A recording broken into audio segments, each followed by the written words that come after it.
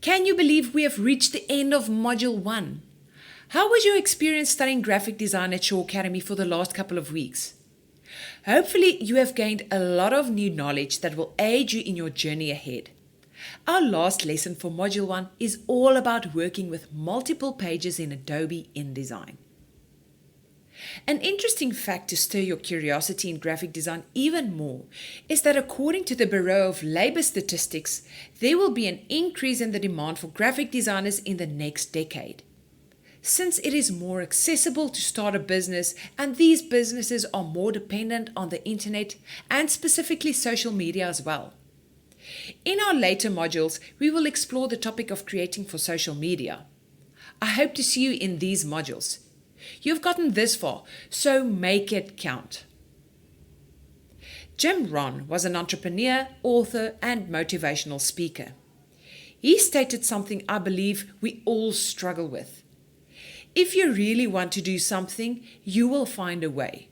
If you don't, you will find an excuse. Whether you think you can or think you can't, either way, you are right. How many times do we actually make an excuse because we feel so overwhelmed by the task at hand? Just start. Sometimes it is not that difficult at all. And if it is difficult, can you imagine how you will feel after completing this task? You will have achieved something that would have been overwhelming for most people, and most of them would have anyways given up. You will still be able to access all your lessons, so make sure to recap when you have the time. It is good to be reminded, since we have gone through so much in a matter of only 4 weeks. Your toolkit contains amazing content from the artwork I've created during these lessons, to a client brief, summary notes, webinar slides, and other bonus lessons too.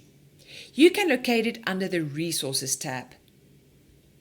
This is our last lesson for Module 1, and you have made it this far. Well done on almost achieving your goal. Your trial for Illustrator have probably expired by now, but you should still have access to Photoshop and InDesign. Utilize this opportunity while you still have access. Remember, since by signing up to be a student at Shaw Academy, you get an additional 15% of all Adobe applications. I would like to take this opportunity to ask the following question. What is the correct term to use? Is it A, graphic design, or B, graphics design? You can simply type A or B into Morpheus's text box. The term we use to refer to visual communication through the means of problem solving. In other words, this course you are doing at the moment is known as graphic design and not graphics design as a lot of people might think. There is actually a difference, and being able to differentiate will show people that you have a broad knowledge and passion for the field. Graphics design is a term that is not as common as graphic design and is mostly linked to the specific task of creating charts, tables, or graphs in digital format. Graphics design thus falls under the broader field of graphic design. Graphic design, however, includes the whole process of coming up with ideas and concepts where you do not necessarily always design for digital purposes as the end result. Be clever and know the difference. Typography, the topic we will delve into today, will become your new best friend as soon as you get to know and understand it. You have heard of the term typography before, but you're not 100% sure of what it means. Let's break it up and try and understand the word better. The first 2 syllables are typo and the last 2 syllables are graphy. Typo or type would link to the process of using letters, numbers, and punctuation marks to form words and sentences, basically relating to the process of writing. Graphy links to the process of graphing, drawing, or creating images. This would then mean that typography relates to the process of using, creating, and designing with type. I'm sure all of you have made use of typography in most forms, from typing a message to writing an essay. With the advent of the digital age, we can even go as far and change the font of the type on your computer or digital device. Technically, without realizing it, you have been designing with typography all along. To fully appreciate typography, we will need to look into terms to familiarize ourselves with. I will touch on the basic and most crucial terms in this lesson. The first term, typeface, is also known as a font family. Very important, typeface should not be confused with the term font. An example would be Times New Roman or Arial. Most people incorrectly refer to these as fonts, where in fact they are actually typefaces or font families. So, if Times New Roman is a font family, that would make Times New Roman 25 points regular a font, as well as Times New Roman 20 points bold another font. The moment you change one aspect of a typeface, it becomes another font. Another important term that you need to familiarize yourself with is leading, not pronounced leading. Leading is also known as line spacing and determines the distance between each line of type. Kerning, also known as letter spacing, relates to adjusting the spacing between pairs of letters to create uniformity.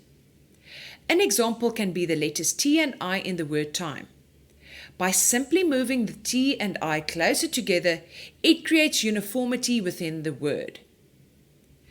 Tracking links to improving the legibility to fit more or less text into a given space.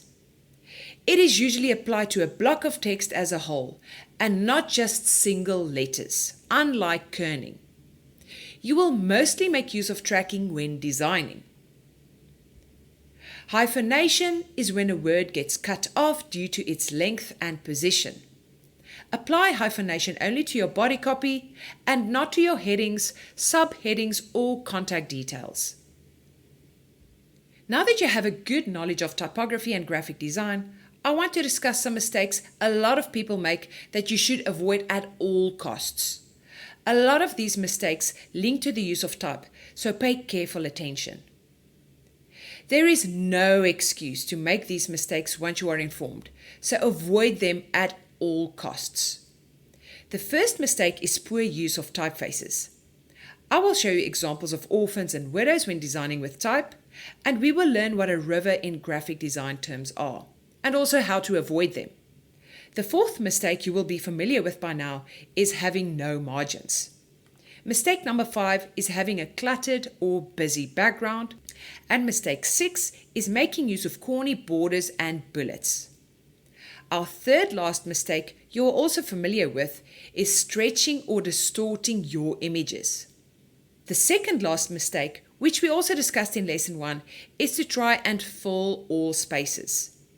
Lastly is to avoid plagiarism. Let's look at these mistakes into more detail. I want to do a quick exercise. Can you determine the mood or feel the type conveys to this message that I'm about to show you? If you were to receive a secret admirer message like this, what would your initial reaction be? Would you feel excited or would you rather feel scared? I'm sure nobody would feel excited. Our first mistake to avoid links to the use of typefaces. Know and understand the mood and message your typeface conveys. If you struggle with this, get some input and ask your friends, family, or colleagues to give their opinion. This option immediately has a more relaxing mood and does not make you as uncomfortable as the previous example. Using the wrong typeface has dire consequences, so learn to understand your typeface and the feelings they convey. In addition to determining the mood of a typeface, make sure that you adhere to a limited number of typefaces as to not overwhelm your audience. The size of your typeface is also very important. Legibility is key at the end of the day. What do orphans and widows refer to in graphic design terms? These mistakes normally happen in your body copy, and thus a lot of people tend to miss them when proofreading their artwork. We normally focus so much on the headings that we miss the small mistakes. An orphan is a single line of text at the bottom of a page, and a widow is a single line of text at the top of a page, and thus separating it from its paragraph. Don't separate single lines of text or words from their paragraphs. How do we avoid widows and orphans? By adjusting your tracking and leading, which I will show to you in our last InDesign demo for Module 1. A river is yet another term used in graphic design relating to the large body of copy. Have you ever read a book or article and found this gap in between the lines of type that you just simply can't avoid? Something like this. Your eyes keep seeing it even if you are not looking for or at it. This happens when you justify body copy, and this can be avoided by simply adjusting the tracking of the whole paragraph.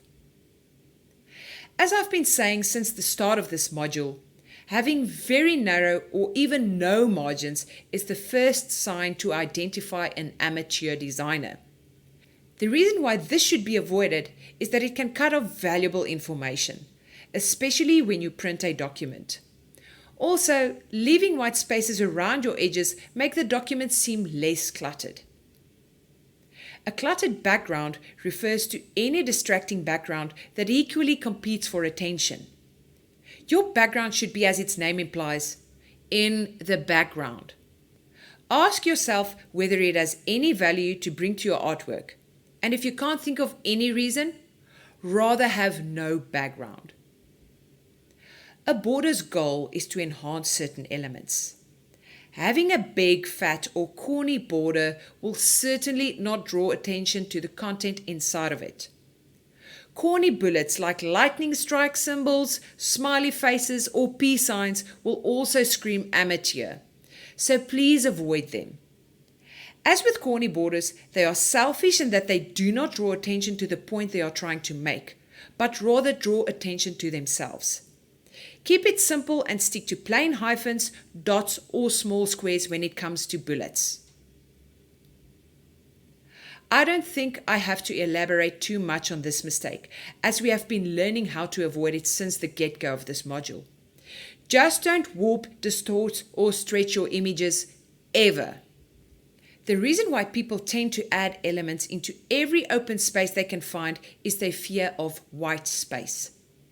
If you can recall from lesson 1, remember that negative space is an element and that you are allowed to make use of it.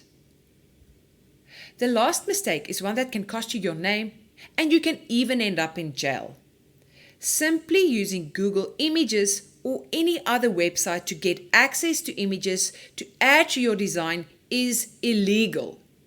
This is known as plagiarism, and it is a form of stealing. If an image has a logo or watermark over it, it is there for a reason. And even if it does not have any logos or watermarks on it, don't use it unless you have permission from the author. Ask yourself how you would feel if someone took your designs that you spent so much time on creating and then do not give you any credit. Would you agree to this? Of course not. If you can't find any solid proof from the author to use an image, then simply don't use it under any circumstances. Please make use of the sources offering free images and fonts are provided throughout this course and in your starter pack. And if you do, also read the fine print. Most of the times, seeing as you get it for free, you will need to credit the author, or sometimes you might only use it for personal use. Alternatively, you can be a hero and create your own designs. Just don't ever steal from other creatives. It is outright disrespectful and a criminal offense, no matter where you are in the world. If you're not 100% sure that you are allowed to use an image, then simply don't use it. As simple as that. In our last demo for Module 1, I would like to start off and show you how to access these images legally.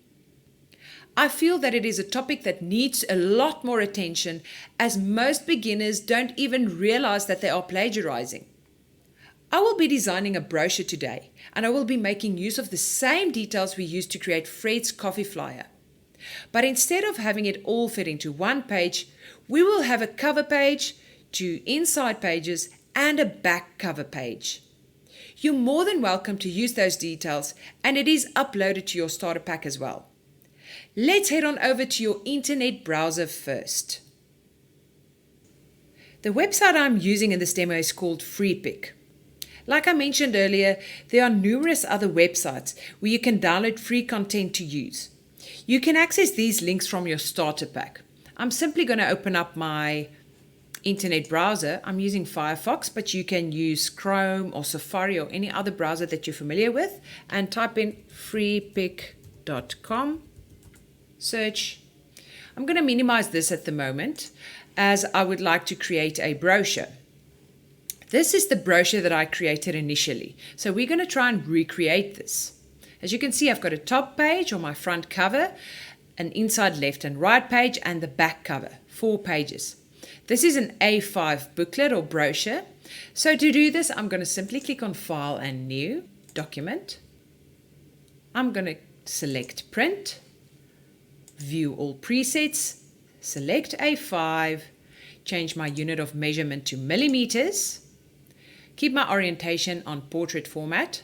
I'm going to have 4 pages. I'm going to make sure that facing pages are ticked to get the same effect here on the 2 middle pages. Scroll down. I want a column gutter. I'm going to make it an even number, 5 millimeters, and I want 2 columns.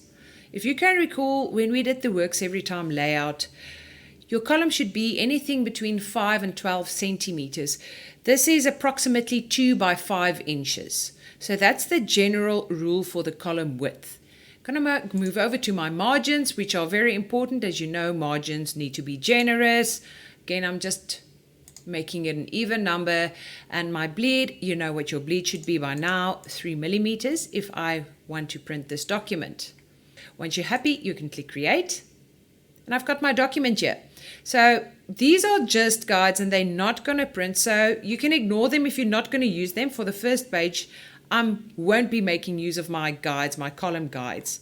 But I will be making use of them on the second and the third page, the 2 inside pages. Let's start from the top. And I would simply like to create guides of where I want to place all my items. I'm going to move over to the rectangle frame tool and click and drag a rectangle to fill my whole page up to the bleed of my document. This is the placeholder image or the placeholder for my image. I'm going to go back to the original just to see what I did. I have my logo at the top, and then I have the heading for my magazine, and here I've got the reference for the image that I used. If you zoom in, you will be able to see that. Background photo created by Valeria Akaskova, freepick.com. As you will see, the image pixelates. This doesn't mean that I used a low quality image. It's just a way for InDesign to cope. Since it is making use of multiple pages and numerous images, if you can imagine you creating a document with, let's say, 100 pages, and there's an image on every single page, it's going to take quite a lot of memory and RAM for the computer to process those images. So what InDesign does, it's got this built-in feature that reduces the image quality in view mode, but when it saves it as a high-res document. If you want to double check whether this image is in fact high-res, you can simply click it, go to Object, Display Performance, and say High Quality. Give it time depending on the size of the image, and it will convert to the original quality it is saved in, and this is obviously, as you can see, a high resolution image. Okay, so don't worry too much about the pixelation you will see on images.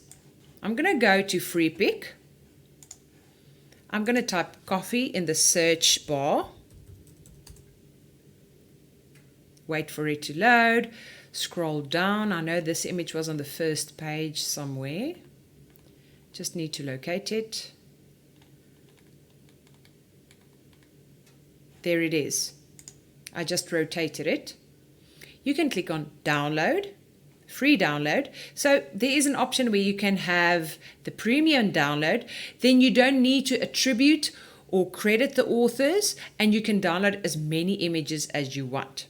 In this case, I'm going to click on download, rather free download, and here, just cancel for now.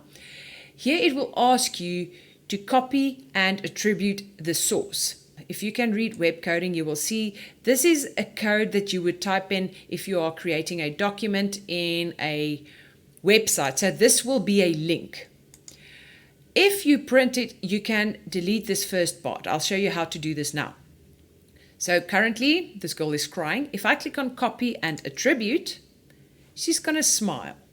Just going to click on download again and say save file. Okay. I'm going to go back to InDesign and just drag a text box where I will put my attribution or my credit in and paste, Control V or Command V. If it happens, now you can see that the text gets cut off, and it's got this red block here. That's an indication of my text is being cut off. Okay. You will also note that let me just drag this onto the page. A very important feature for InDesign that you should be aware of is you need to look here at the bottom where it says one error. If there are no errors, it will be green and say no errors. This is a very important thing that you need to look at when you export your document, because an error can mean anything. It can be an image that is missing. It can be text that is cut off. If you're not sure what the error is, you can simply double click here. It will put on pre-flight for you and tell you where the error is. You can click on the arrow and it says it's overset text. So just to show, I'm going to scroll away from that page. If I double click text frame, it will take me to where the error is. To get rid of the red block, I can simply double click the corner here at the bottom and it will reveal all the text that I copied. This is coding for a website. If you use this image for any digital purposes, this link will accompany this source and it will be linkable. But in this case, I'm going to create a print document, so it's not necessary. So anything that doesn't look like normal writing, you can simply delete until it only says background created by Valeria Akaskova, freepik.com. You would also notice that my errors are gone. I'm going to move this over to the side because we're going to make use of it a bit later now. I'm going to select the placeholder block and go to File, Place, or Control D or Command D. Locate my image. Here it is. And it will add my image into the placeholder block.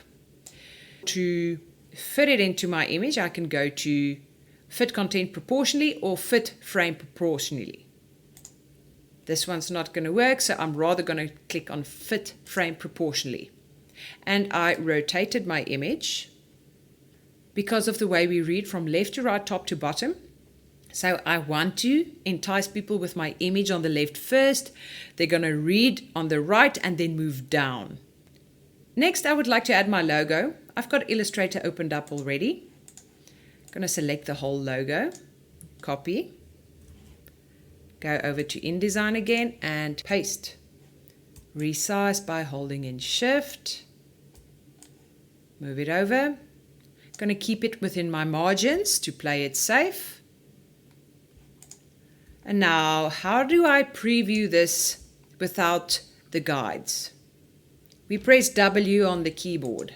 Oops, W. Now Fred's coffee doesn't really stand out, so I'm going to change it to white like on this version. To do that, I'm just going to press W again. I can use my direct selection tool, and by holding in Shift, I can select each individual letter, the apostrophe, as well as coffee, the letters in the word coffee. Oh, it doesn't select all of it at once. Let's just do this batch first. I'm going to click on paper, which is the color white, and then go out to select all the other letters again by holding in Shift, or you can do them individually. This is just a quicker way of doing that.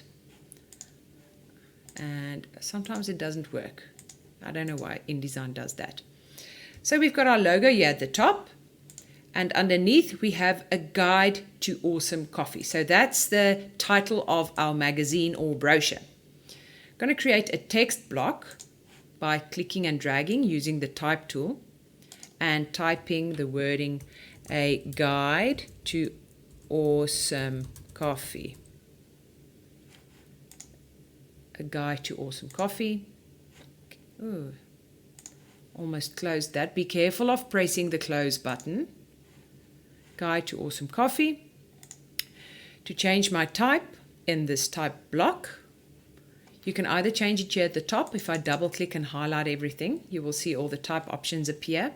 Or you can go to the properties panel on the right if you have a later version or a newer version of InDesign. I'm going to click on the fill and change it to white. And now we will be able to see that. That's better. Would like to choose a nice typeface for this. What about this one? Make it bigger by changing the type size. Let's make it 50.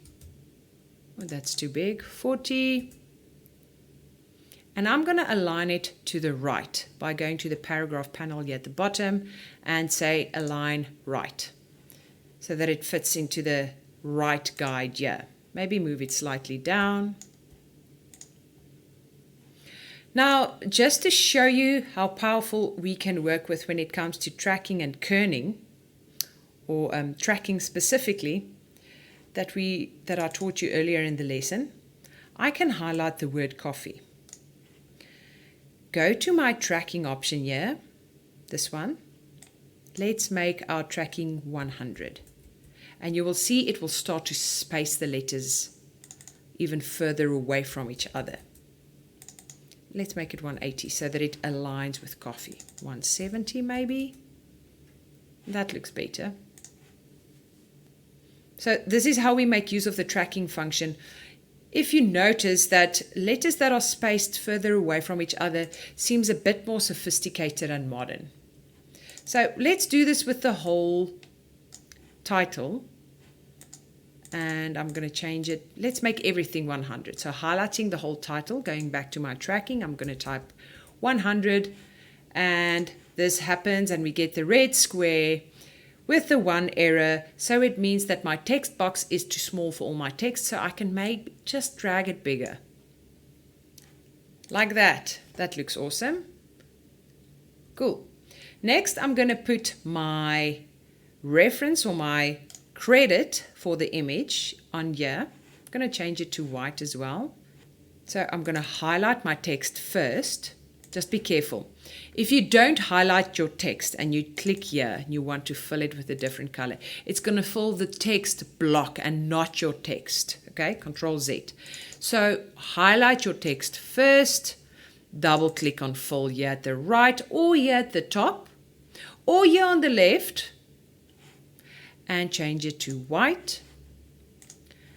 I would just deselect by going over to the selection tool, and I would like to change it to a similar typeface so that it fits well. Currently, if you will notice, it is a bracketed serif typeface. So can you see the serifs? These little extensions here, these hands and feet of the letter. This is what we call serifs. So I'm going to change it to a sans serif typeface by selecting my text block, go over to my character panel, and select a typeface that I think would look well. I'm going to use Lotto Light. And can you see all the serifs, the hands and feet disappeared? This is a sans serif typeface.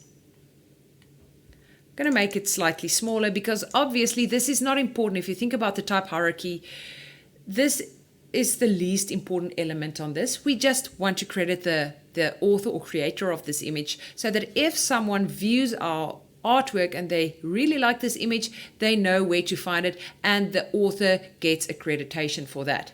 I'm going to change the point size of this typeface to 6 points and maybe rotate it vertically. Put it in here. I'm going to press W just to see what it looks like. And I think that's fine.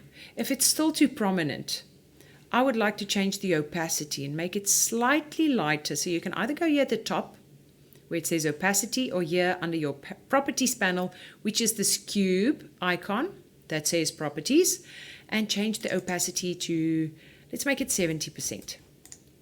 Then it's not as prominent, and we still credit the author that deserves being credited because it's a really good image.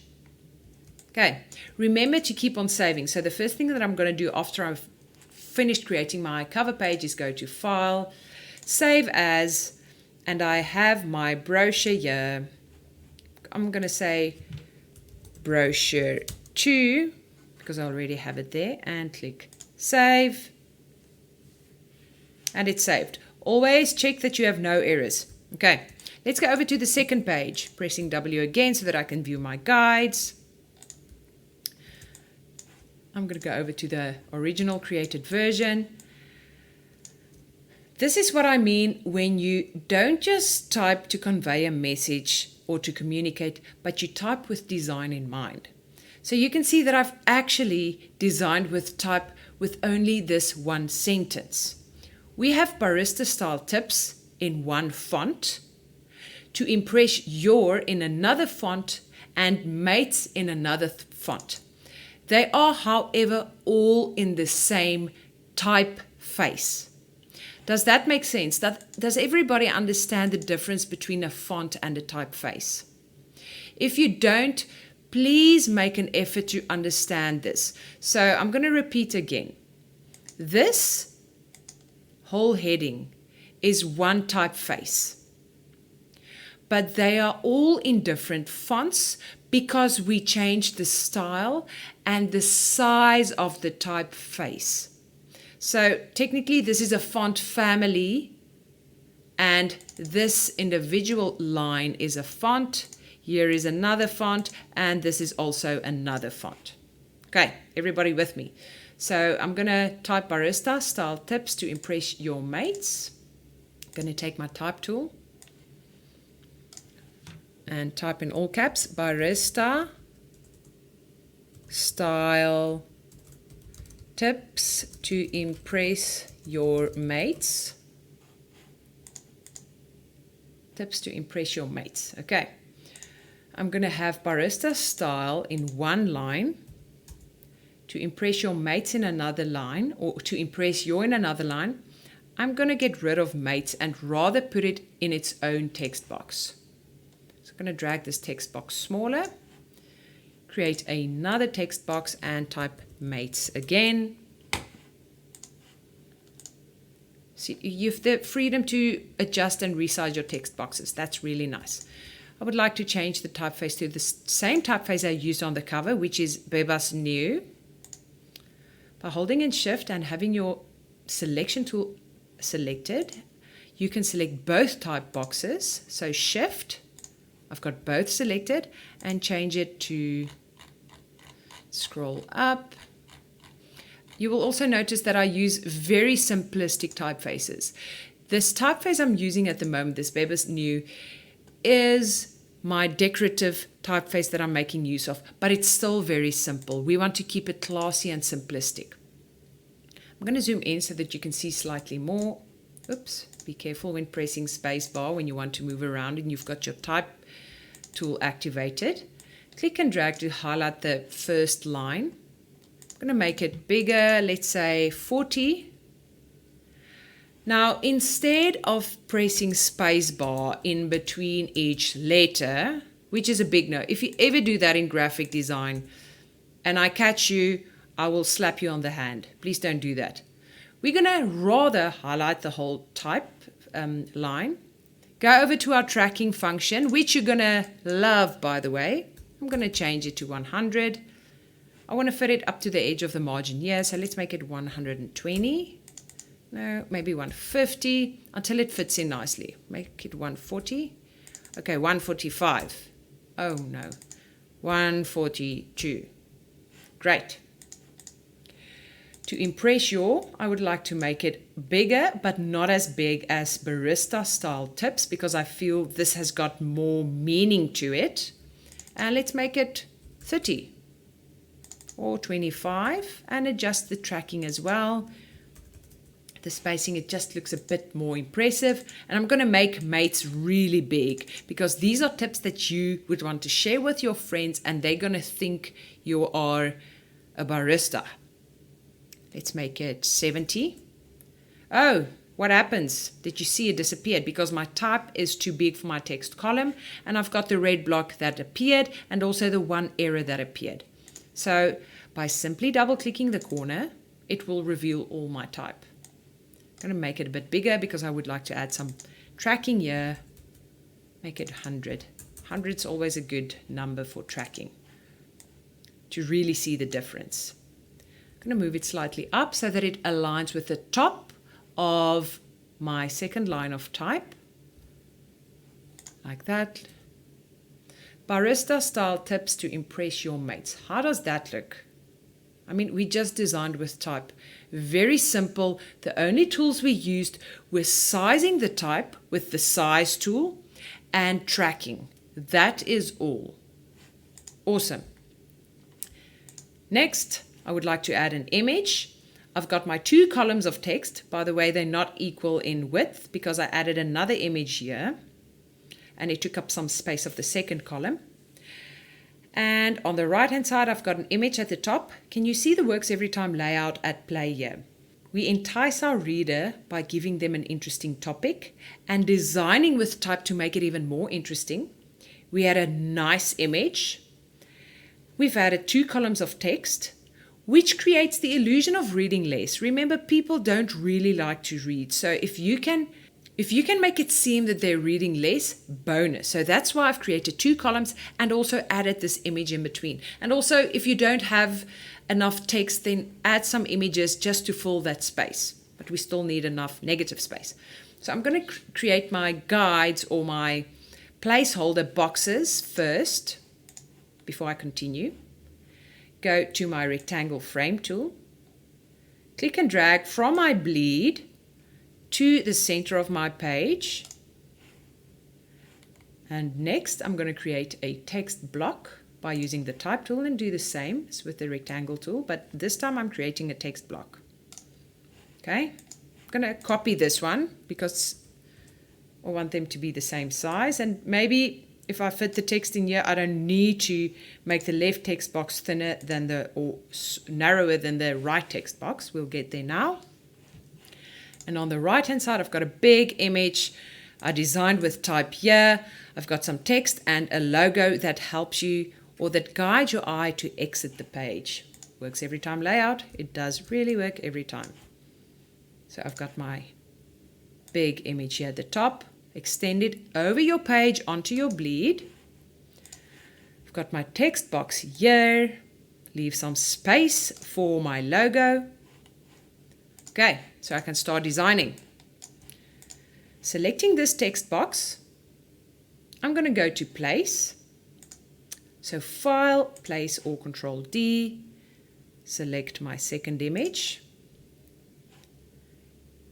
It will insert into this box and I can simply click on Fit Frame Proportionally. If you don't see this here at the top, you can find it under your Properties panel here on the Frame Fitting.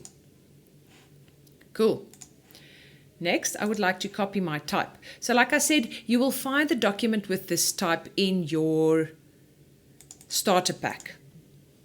So by selecting all of it, I'm going to copy it. Go over, double click here and simply paste. Now the first thing that you notice is that why does my text not continue into the second column?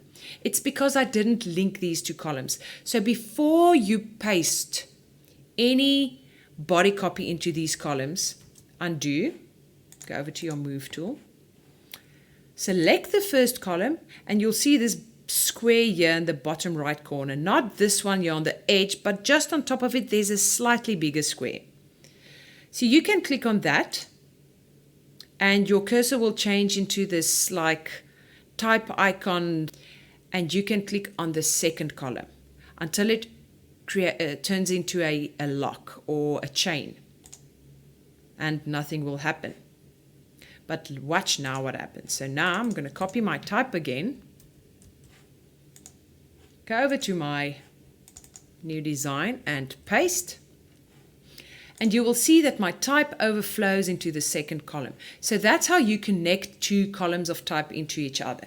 You can do it even from one page to the next. It doesn't matter. So this small icon here on the bottom right corner, just above that corner icon square there. Cool.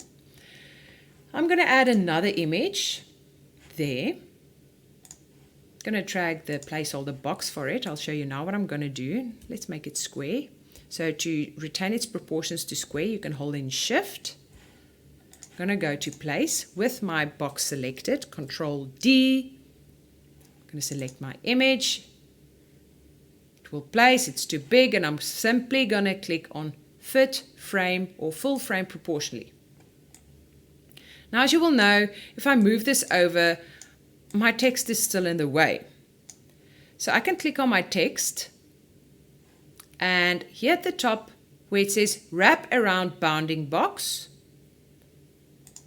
it's not going to work because I need to select my type block, and my image. So by holding in Shift, with your selection tool activated, I click on my image, press Shift, and click on my text box. Now it will work. And as simple as that. Now I can move this, oops, be careful. If this happens, you see all of a sudden there's an orange line that indicates the original size of my image. So InDesign actually crops images to fit into the frame that you want it to fit in. So if this happens, it's because you click on this transparent circle in the middle. So I can actually move my image around within the frame. Okay? So if it happens, just click outside your image and select it again, but don't click in the middle, otherwise it will do that. So if I move my image up, you will see that my text also moves up to make space for my image. But here, we have one of the mistakes that I told you we tend to make that we want to avoid. Do you see how close the text is to this image? So we want to get rid of that. We want more space in between the image and the text to be here. So I'm going to click on my image, and having my image selected, here at Text Wrap under your Properties panel, I am able to change the offset of my text. So it will basically add more space between my text box and my image. So just let's make it about 2 millimeters. Do you see the white block that started to appear there? So now if I move this down, this is what will happen. Can you pick up any mistakes that I told you about recently? Do you see the widows and orphans, or the orphan here at the bottom? We should try and avoid this. Also this paragraph, I need a space there. But now I've got text that cuts off again. Okay, so I'm going to highlight all of this and simply change the leading. Remember, the leading is the spacing in between lines of text. I'm going to make it slightly less. Like that. 16 is too much, you know what? Or too little. I'm going to make it 16.5. You can even go into increments of 0.1, 0.2, 0.3. Really handy. Let's make it even less, maybe 0.3 or 0.4. So technically, I think 0.3 is better. What I did was I simply changed these lines in between my rows of text and brought them closer together so that we don't have any text that cuts off. To change this, I don't want use to be on its own. I'm going to highlight this whole paragraph and simply adjust my tracking again. Let's make it 0. If you have 2 words in one line, that's perfect. Just double checking to see that we don't have any widows and orphans. And we have a lot of rivers here. Can you see the rivers? Now to get rid of it, I can either get rid of the type box because it takes up too much space and creates an orphan. Or a river rather, sorry. Apologies. Or I can just get rid of the box and maybe make all of this type slightly bigger so that it fills the whole page. But then it's too big. So I would rather want my image to be present. I think it just rounds it off nicely. Let's Let's do this. Like that. I've got an error. So the point I'm trying to make with this, if you realize to get all of these things done right takes up quite some time, because as soon as you move something, it will affect something else. So it's like the snowball effect. So I'm going to simply highlight everything again and maybe just bring all of this closer. So my leading is a bit narrower now. Bring it up slightly, maybe some more. I think that's fine. But now I still have text cut off. So let's just move it.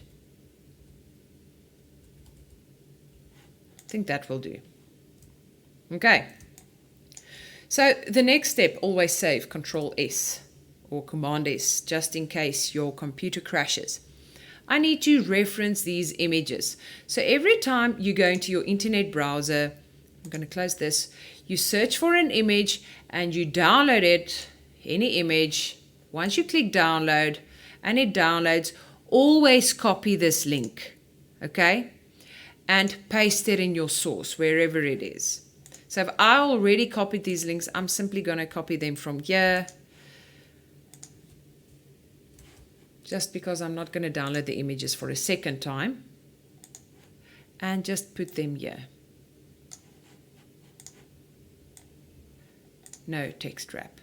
Okay. So the reason why it disappeared is because it was set on text wrap, and I don't want my text to wrap in this instance, okay? Just bring that down slightly, move all of this up.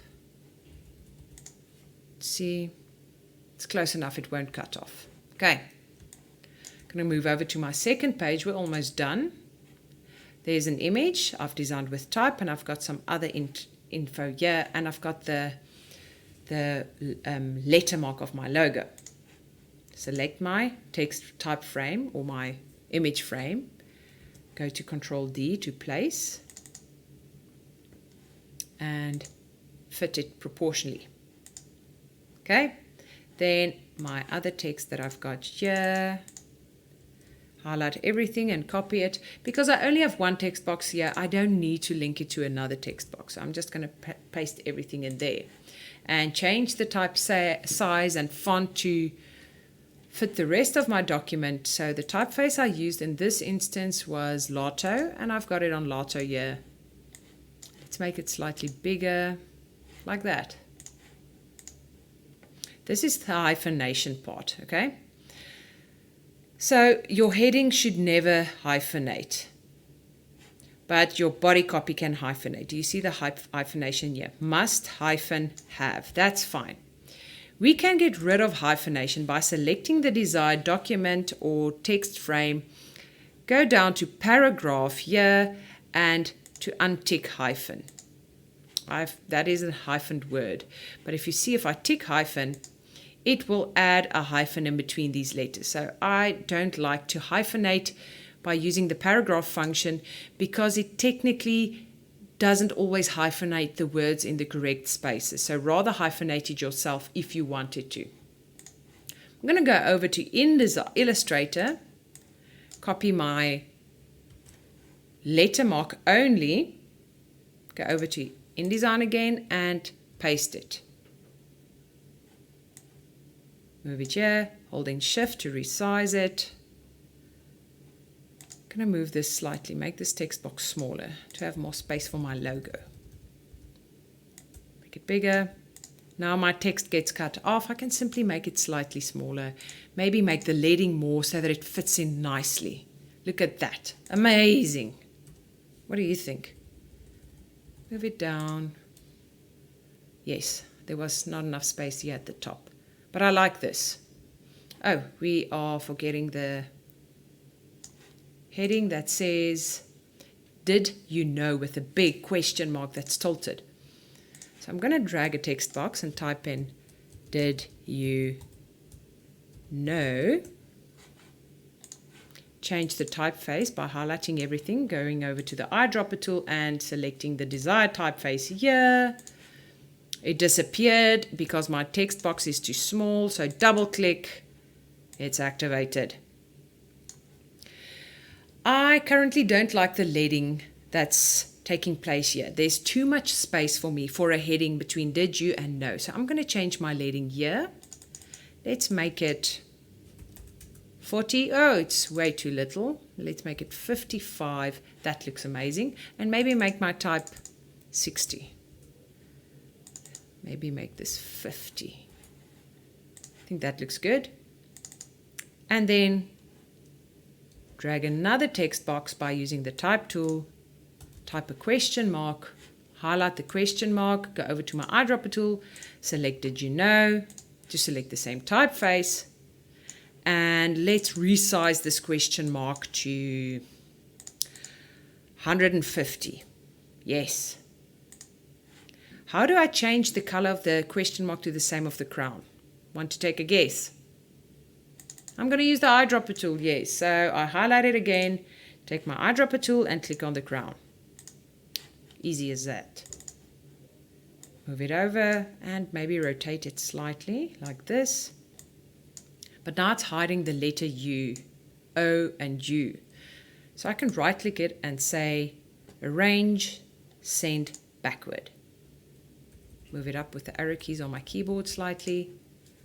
Press W. What do you think? I think that looks really nice. Last page, almost done. Not much going on here. I've got an image at the top. I've got a block of yellow fill here on the right. I've got my contact details and the F logo that continues into the word find us at. Okay, so let's create all our placeholders. Image at the top.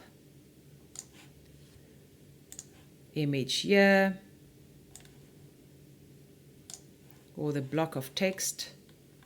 I've got my logo. I'm going to copy it from the previous page. Control C, Control V, put it here. I'm going to change this block's color by selecting it, going to the eyedropper tool, selecting the crown. Easy. Click on my image or the placeholder, go to Control D or File Place, put my image in there, resize it to fit proportionally. You see the yellow of the image. Think about the elements and principles of design. Complements the rest of the design color scheme. Okay. And type us at, form part of this F logo. The typeface I used was highlight everything, go to the top and select Lato. I'm going to make it bold. And maybe adjust the kerning. I want to make it 100. Just going to copy the contact details. Create another text block or text box. Paste. And move it over so that it aligns with the other type. Make this smaller. Double click. If it's too big and you double click the corner, it will crop it to the size of the original type. I'm going to save it as an InDesign file. A very important thing that you need to realize. If you want to go and edit this InDesign document on another computer that also has InDesign, obviously, remember that you need to put everything, all your images, into one document. If you only copy the InDesign file, you will receive an error here. Like I've got an error there now. What's my error? Double click. There's my problem. I've got a widow here. Let's quickly fix that. Always look at your error document. Just change my leading slightly. Now my errors are gone. Okay, back to my point. So if you only copy this file and no other files, none of these files, your document will give you an error because it doesn't embed the images. You will still be able to see the images, but when you actually print this document, it will pixelate because it only saves a very low quality image. You need to copy these images with your InDesign document. Please remember to do that, okay? Okay, so I'm happy now and I'm going to export it to print. So we're going to go to File, Export. I'm going to export it as a PDF. print document. Brochure 2 is fine. I'm going to say save. It will prompt you a couple of settings. We're going to change it to high quality print. Export as. I'm going to export all the pages, not just 1 or 2 pages, and I'm going to make sure that I have spreads ticked. Okay, because my second and third page are 2 spreads. This is a page, just to show you. On the left hand side I've got a page, on the right hand side I've got a page, but together they form a spread, and I want to keep the spread functionality. So go to File, Export, or Control E or Command E. PDF print is fine. Make sure I've got spreads ticked, very important. If you don't want spreads ticked, then you tick pages. Marks and bleed, I'm going to tick crop marks and say use document bleed settings. Export. Give it some time. Here at the top you will see the progress. Depending on the amount of images you use, the more images you use, the longer this is going to take. Just give it a couple of seconds. Let's minimize it and open it up in our PDF viewer. You can use whichever PDF viewer. I'm currently using Slim PDF Reader, but you can use Acrobat Reader or whichever reader you have. And this is what the final will look like. So we have our bleed marks that you see overlaps the image slightly by 3 millimeters. Okay, to make sure we don't have a white border when we print it eventually. We credited our images. Okay, everything fits in. This is an indication of where the page will be folded. Crop marks and the back image. Awesome. Once you have created your brochure, it should look something like this. Can you notice how the elements and principles have been applied successfully to this design? I hope you are excited to use InDesign after this demo. If you have made it this far, it shows how serious you are about learning graphic design. So congratulations! I love teaching graphic design, so thank you for choosing to learn this subject with me. Module 2 is the intermediate module and it starts next week, picking up right after this lesson and upping the level of knowledge and information. So you will see your skills advance rapidly. Graphic design is the stepping stone to other qualifications. You can combine it with so many other qualifications including photography, marketing, mobile app development, web designing, and who else knows how it will be able to assist you. You can even use these skills to expand your knowledge and simply use it to aid you in designs you may need for your own business or for your friends or family members. You can even broaden your career opportunities by building on the foundation and learning so much more in our following modules. Or you can be promoted by simply learning new skills. How awesome would that be? I hope that these lessons were of great help to you and that you have gained a lot of useful knowledge. If you feel that you have learned a lot, I would love to take you on your journey on our next modules, where you will learn even more advanced skills. Education has changed and it is so much more affordable. So give yourself enough time to finish your professional diploma in graphic design. We offer our 12-month package currently at the price of the 6-month package. This is 50% off if you subscribe to our 12-month package. Alternatively, we have some deals on our 3 or 6-month packages as well. If you wish, you can also subscribe on a monthly basis. We really try to accommodate you where possible. Module 2 will start next week. And are you ready? You have officially mastered the basic skills of graphic design. But if you think you've learned a lot in these 8 lessons, wait until you get to Module 2. Asunan, a student like you, feels that Shaw Academy is the best online learning platform he has experienced and that everything is covered to further your career, business, or education. He loves the fact that you can simply re-watch your lessons if you missed it or just want to recap. Our mission is higher education at lower cost. And we provide education that is more convenient, flexible, affordable, interactive, and tailored to your needs. Education at lower cost designed to help you achieve your goals on your own way and in your own time. Currently, our 3, 6, and 12-month plans are discounted at the moment. I want to thank you for walking this journey with me, and I will be extremely happy if I was able to share my knowledge with you. May your graphic design ventures take you to places you have never seen. So what did we end off lesson 8 today with? Well, we did the anatomy of typography and learned that type is more than just communication. We looked at mistakes beginners tend to make and also found solutions on how to solve these problems. And then we ended off with a rich InDesign demo that was packed full of content and new tricks. If you think you have mastered InDesign, wait until you use InDesign to design e-publications and ebooks with videos and animations in our next modules.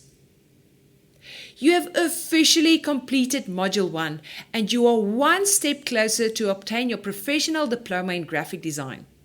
Send me an email to support@shawacademy.com if you have any questions. I want to thank everyone for joining me on this journey. I hope to see you in Module 2.